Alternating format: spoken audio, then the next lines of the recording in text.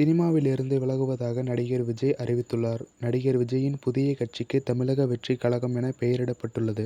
இது குறித்து தமிழக வெற்றிக் கழகத்தின் தலைவர் விஜய் வெளியிட்டுள்ள அறிவிப்பில் தெரிவித்திருப்பதாவது: வரும் 2026 சட்டமன்ற தேர்தலில் போட்டியிட்டு வெற்றி பெற்று மக்கள் விரும்பும் அடிப்படை அரசியல் மாற்றத்திற்கு வழிவகுப்பது தான் நமது இலக்கு.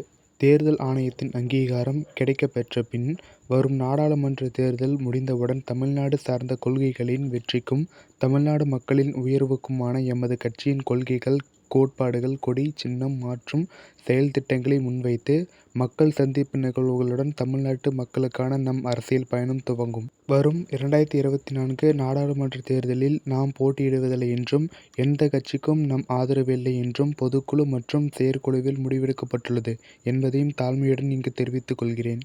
என்னை பொறுத்தவரையில் அரசியல் மற்றொரு தொழில் அல்ல, அது ஒரு புனிதமான மக்கள் பணி. அரசியலின் உயரம் மட்டுமல்ல, அதன் நீள அகலத்தையும் தெரிந்து கொள்ள எம் முன்னோர் பலரிடமிருந்து பாடங்களை படித்து நீண்ட காலமாக என்னை அதற்கு தயார்படுத்தி மனதளவில் பக்குவப்படுத்தி கொண்டு வருகிறேன். எனவே அரசியல் எனக்கு பொழுதுபோக்கு அல்ல, அது என் ஆழமான வேட்கை.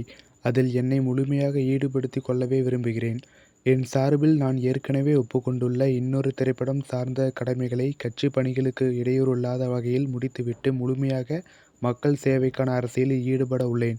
அதுவே தமிழ்நாட்டு மக்களுக்கு நான் செய்யும் நன்றி கடனாக கருதுகிறேன் என தெரிவித்துள்ளார்.